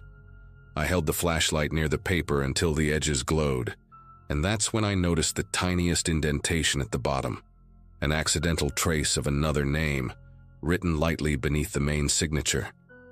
Daniel. It looked like someone had started writing their own name, then overwritten it with his mother's. My hands started trembling despite how tight I held them against my sides. I didn't sleep that night. Instead, I watched the tree line through the windows, waiting to see if he would appear again. By the next morning, leaving felt like the only reasonable choice. I packed my gear fast, stuffing lenses into padded bags without their usual careful order, and threw clothes into the back seat of my truck. The air felt thick with silence, the kind that presses against the eardrums until every little sound feels amplified. As I stepped outside, I noticed the trail cameras had been turned toward the ground, all of them. Someone had walked right up to each one during the night. No raccoon or hog could have tilted them so precisely. My pulse hammered as I approached the hood of my truck, rehearsing in my head how I would tell Harold and June that I needed to leave early due to work changes. I never got to finish that thought. A few feet from the front tire, something metallic glinted. When I crouched down, I saw the severed ends of my brake lines dark with residue. The cut was clean, deliberate. I stood there, staring at it, my mind scrambling for any explanation that didn't involve another human being preparing for me not to make it out. With the road out running directly past their house, walking seemed like the worst idea possible, but staying felt just as dangerous. I kept pacing along the side of the cabin, weighing every option until my head throbbed. The woods weren't quiet anymore. I heard branches shifting slow and cautious, as if something or someone was keeping pace with my movements. My heart lurched every time a pine needle snapped underfoot somewhere beyond the cabin. I checked my phone, hoping for a signal, but the screen only showed a single flicker of service that vanished as soon as I tried calling for help. In that moment, I realized I wasn't going to get out of this with a simple conversation or a polite goodbye.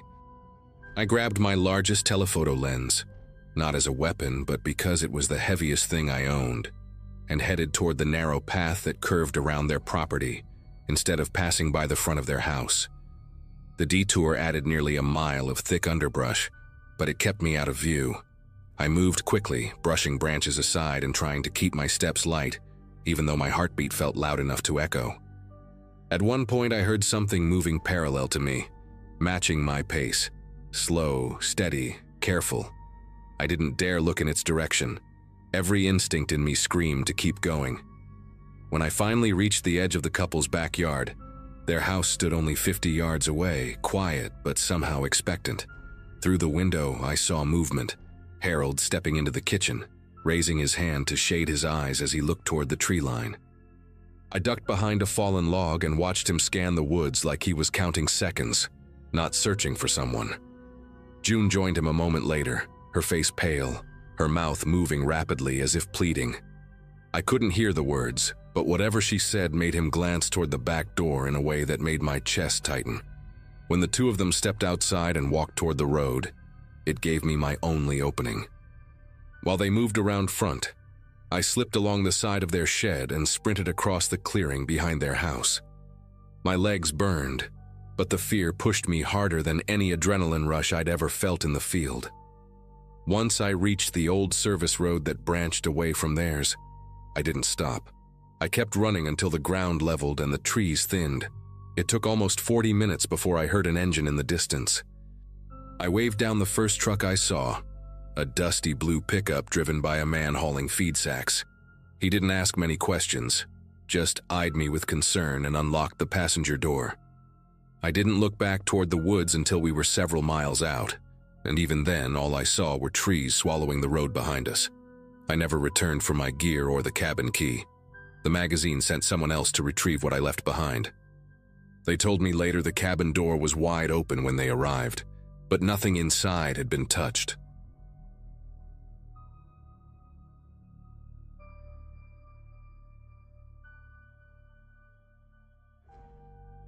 Living in a quiet retirement complex just outside Corpus Christi wasn't part of any plan I ever had, but life nudged me there after my aunt passed away and left me her small condo.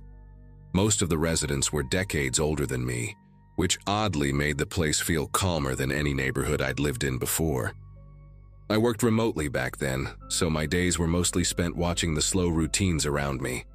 The morning shuffle of walkers on the sidewalk, the shared pot of overly sweet coffee brewing in the community kitchen, and the soft hum of the old ceiling fans that never seemed to turn off.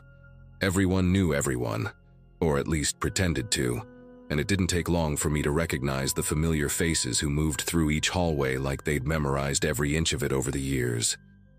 It was the kind of environment where gossip spread faster than weather changes, usually harmless, usually boring, until the night deaths started stacking up. At first, nobody questioned the pattern. Older residents passed away from time to time, and people tried to make peace with that. But the timing was strange. Every single incident happened deep into the night, always during the same overnight shift, and always with the same home health aide present, Harriet Rowe, a woman most people described as gentle and endlessly patient. She had this way of speaking in a slow, soft rhythm that made even the most anxious residents relax. I didn't know her well, but I'd see her pushing her little cart down the hall, humming these old melodies I couldn't recognize. People loved her. They said she made their parents feel safe, and that she was always there in those final moments, holding a hand or whispering comfort while waiting for the paramedics to arrive. The strange part began when families started whispering in corners. One neighbor, a son visiting his mother, knocked on my door one afternoon looking more exhausted than grieving. He told me his mother's necklace, one she wore obsessively, was suddenly gone after she passed. At first he assumed she'd misplaced it, but when he asked staff, they shrugged and said they hadn't seen it. Then another family mentioned a missing ring, then a missing watch, and when a third family discovered paperwork showing a quietly updated life insurance policy naming Harriet as a beneficiary, the tone of the entire complex changed. People didn't openly accuse her, but you could feel the tension whenever she walked into a room, like conversations paused mid-sentence as everyone recalculated their trust. The turning point for me came the night emergency vehicles arrived for the 4th time in 3 weeks. I watched through my window as Harriet stood outside with the responding paramedics, her arms around herself in this trembling posture that felt rehearsed, like she knew exactly where to stand for people to see her grieving silhouette. Later, when I walked down to the common area, I overheard 2 nurses arguing in a whisper, one insisting that the victim had shown no warning signs earlier that day. Another resident mentioned hearing Harriet talking to the man just before he collapsed, her voice carrying through the thin walls in a strangely low and steady tone. By morning, families were demanding answers from the administration, and although nobody said the words out loud, we all felt the same quiet fear tightening inside us. Whatever was happening wasn't natural, and someone among us knew more than they were admitting. Things escalated when a retired pharmacist named Leon Jacobs visited his cousin who lived 2 doors from me. He was the kind of guy who noticed details most people would gloss over, the type who still carried a small notebook even though his hands shook too much to write in straight lines. After his cousin died unexpectedly during Harriet's shift, Leon asked for the medical sheet and raised his voice in the hallway, pointing out numbers that didn't make sense. He kept saying the readings didn't match what someone with stable vitals should look like before a collapse. Staff tried to calm him down, but he wouldn't stop talking about chemical imbalances and how easy it was to hide certain substances in bloodstream reports unless someone looked for them specifically. People brushed him off as a grieving relative clinging to theories, until he brought up potassium chloride. A week later, a family demanded an independent review on their father's cause of death, insisting that nothing about his decline matched his behavior earlier that day. The administration reluctantly agreed to release the body, mostly to avoid confrontation, but the funeral home flagged abnormalities that prompted a deeper look. I remember hearing the news from a neighbor who practically ran to my door, breathless and pale. The medical examiner had noticed signs consistent with an induced cardiac arrest. It wasn't definitive proof of foul play yet, but it was enough to request exhumation orders for other recent deaths. The community turned eerily quiet during those days, as if the silence itself had weight. Even the birds seemed to avoid the courtyard. The results hit the complex like a thunderclap. 7 bodies, spanning nearly a year and a half, all showed elevated levels of potassium chloride, levels too high to be accidental, the kind of numbers that could stop a heart within minutes and leave almost no trace unless someone knew exactly where to look. When the announcement became public, people reacted in different ways. Some cried, some got angry, some simply walked in circles like they were trying to orient themselves in a room that suddenly had no doors. I sat on my couch staring at the statement on my phone, my chest tightening with this strange mix of fear and disbelief. It wasn't just the deaths, it was the idea that someone had been choosing who would live and who wouldn't, right under our noses. The police questioned everyone who had been working overnight shifts, but all roads pointed back to Harriet. Her access, her proximity, the fact that she always seemed to be there at the exact moment each resident took their final breath. But what unsettled me the most wasn't the mounting evidence. It was remembering the night I'd taken out the trash around 2 in the morning and saw her leaving one of the units. She wasn't humming that night. She walked slowly, almost drifting, with her hands tucked into her pockets and her eyes fixed straight ahead, as if replaying something in her mind. She didn't acknowledge me, didn't even blink in my direction. I stood there gripping the trash bag, suddenly aware that the hallway around us felt colder than usual, like the temperature had dipped just in that narrow stretch of carpet where she passed. The morning Harriet was arrested, the entire complex gathered behind windows and door frames like a silent audience. She walked out with her hands cuffed in front of her, her expression strangely calm, almost detached from the chaos around her. Reporters appeared within hours, their vans clogging the entrance, while residents clung to each other in the lobby, trying to wrap their minds around how someone so trusted had moved through their parents' final hours with a syringe hidden behind that soothing demeanor. Families showed up carrying folders, photographs, and every scrap of memory they had, searching for clues they wished they'd noticed earlier. I remember feeling this heavy ache in my chest, not sympathy for her, but for the people who believed she'd been an angel in the room, when in reality, she might have been the reason that room fell silent. The investigators later revealed that Harriet kept a small metal box in her locker, containing jewelry pieces from multiple residents. Every item was neatly arranged, each on a piece of felt cloth, almost like a personal collection. They also uncovered a pattern in the amended insurance forms, subtle changes spread out over months, always done quietly, always signed during late-night conversations when residents were tired and far more vulnerable. Some families blamed themselves for trusting her warmth. Others got lawyers involved immediately, and a few simply stopped visiting the complex altogether, unable to bear stepping into a place that now felt tainted by something predatory. As for me, I couldn't shake the image of her gliding through the hallway that night, her footsteps barely touching the carpet. Over the next few months, the atmosphere in the complex shifted into something brittle. Every sound made people jump, every cough, every slow knock on a door, every late-night creak from the ventilation system. I found myself adopting routines I never had before, double-checking my locks, avoiding the hall at night, keeping my phone fully charged on the nightstand. The residents who remained alive grew suspicious of anyone wearing scrubs, even new employees who had nothing to do with what happened. A therapist volunteered to meet with grieving families and tenants, but very few attended. It felt like no one wanted to talk in rooms where so much had been hidden in plain sight. Eventually, I made the decision to move out. There wasn't a dramatic moment that pushed me to it, just a steady, suffocating sense that the walls carried memories I didn't want to keep living beside. On my last day there, I took one final walk through the courtyard.